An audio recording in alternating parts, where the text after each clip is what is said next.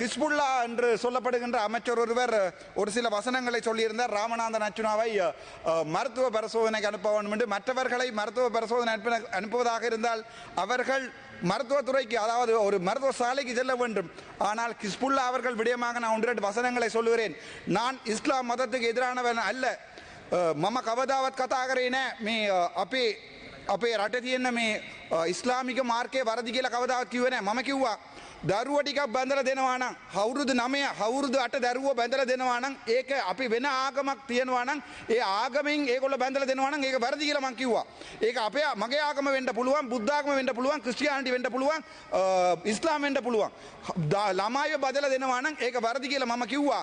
අනිත් එක ඒගොල්ලෝ දැන් මේක අපි මේක තියෙන එක රට. අපි දමල මිනිස්සු අපි අවුරුදු ටිකක් යුද්ධ ආයුධ අරගෙන රණ්ඩු වෙච්ච මිනිස්සු අපි කියනවා මේ රට එක රට වෙන්න ඕනේ. එතකොට සමහරු කට්ටිය කියනවා නම් මේ රට ඇතුලේ වෙන මේ ඒගොල්ලෝට නීතිය තියෙන්න ඕනේ කියලා. ඒක සම්පූර්ණව වැරදි. මම කවදාවත් ඉස්ලාමීය ආගම ගැන කිසි වැරදක් කතා කරේ නැහැ. හැබැයි ළමයිව හිතලා බලන්න, ඔයාලගේ දරුව අවුරුදු 9 අවුරුදු 8 ඔය පව් මිනිස්සු පොයින්ට් ෆෝට දෙන්න බෑ. මේක මගේ කතාව, මගේ වෙලාව දෙන්න බෑ. ඉවරනාට පස්සේ දෙන්න. ඉවරනාට පස්සේ දෙන්න. මගේ වෙලාව ගන්න බෑ. හරිද? එතකොට මේක සම්පූර්ණව වැරදි. මේකල්ලෝ ආගම එනං නිසාම් කාර්ය පෙරමුම් මන්ත්‍රීතුමා අපේ රටට අපිට ගරු මූලාසුන සභාපතිතුමනි මෙම ගරු පාර්ලිමේන්තුව මන්ත්‍රීතුමා ඔය ඊයේ කියපු කතාව නැවතත් කියලා හිස්බුල්ලා මන්ත්‍රීතුමාගේ නමත් කියලා ඉස්ලාම් ධර්මය ගැනත් මේ කියන කතාව කරුණාකර ඉඩ දෙන්න එපා. ඩිජිටල් කරණයේදී මෙවැනි අසත්‍ය සහ ජනතාව අතර වෛරය වපුරන කතා කියන්න එපා කියලා මම ගෞරවයෙන් කිල්ලා සිටිනවා. මේකත් මෙතුමාට කියන්න කැමැති. ඕගොල්ලෝ දන්නවා මේගොල්ලෝගේ ප්‍රදේශවල අපේ කෝවිලයක් කඩලා මාළු මාකටයක් කඩපු මිනිස්සු මේගොල්ලෝ. අපි කවදාවත් මම කිව්වා පන්සල කඩන්න බෑ ජාපානයට.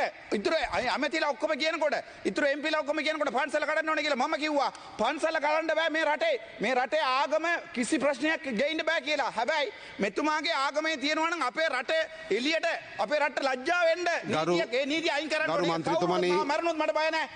ඒක වෙනස් කරන්න ඕනේ කියලා මම කියනවා. ගරු මන්ත්‍රීතුමනි අපි විෂයට අදාළව කතා කරමු. අහිංස දරුව කොහමද බැඳලා දෙන්නේ? අවුරුදු 8 අවුරුදු 9 බබාලාව. ඒගොල්ලෝ හිතනවාද? ඒගොල්ලෝ දන්නවද? ගරු මන්ත්‍රීතුමනි ඒගොල්ලෝ පන්සලේ යන්න බෑ කියලා. අපි විවාදයට අදාළව කතා කරමු. මෙතුමාගේ සම්පූර්ණ ආගමවිල මට කති කිව්වොත් මාව මරලා දැම්මුත් වැරදි නම් වැරදි. ඔබතුමා නවේ හිස්පුල්ලා එයාගේ අම්මා තාත්තා දන්නවා තාත්තා එයාගේ ඔළුවේ මොකුත් නැහැ කියලා. ඒ නිසා සිංහලෙන් නම දාලා තියෙන්නේ හිස්පුල්ලා කියලා. ඒ කියන්නේ ඔළුව නැහැ. ඔළුවේක තියෙන එක හිස්ෆුල්.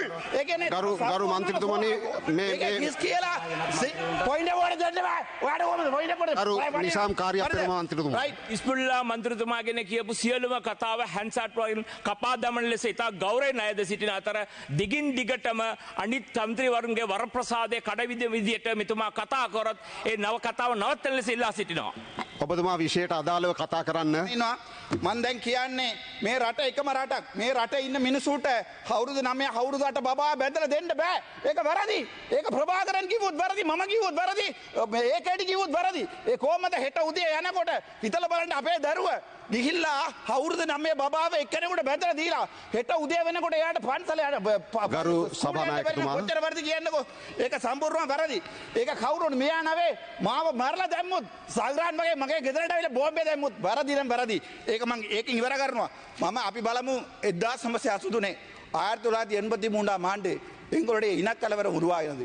அப்போது இருந்த காலத்திலிருந்து 1990 ஆண்டிலிருந்து எங்களுடைய இனம் சில சம்பந்தப்பட்ட இனத்தவர்களால் வெட்டி கொலை செய்யப்பட்டது. எங்களுடைய உயிர், எங்களுடைய உடல் உறவுகள் வெட்டி கொலை செய்யப்பட்டது. ஆனால் அப்போதுதான் நாங்கள் ஆயுதம் தூக்கினோம். 1990களில் கூட என்னுடைய தேசிய தலைவன் இவர்களை சொல்லியிருக்கிறார், உங்களுடைய உடைமைகளுடன் வெளியேறுங்கள்.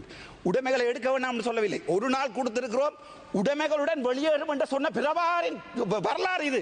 நாங்கள் இவர்களை கொலை செய்யவில்லை. ஆனால் எங்களுடைய தமிழ் மக்களை இவர்கள் வெட்டி வெட்டி கொலை செய்திருக்கிறார்கள். கிழக்கு மாகாணம் முழுக்க எங்களுடைய தமிழ் மக்களுடைய ரத்தம் ஆறாக ஓடி இருக்கிறது. அது மட்டுமல்ல, எங்களுடைய அம்மன் கோவிலை இடைத்து மீன் மார்க்கெட் கட்டிய இனம் இது.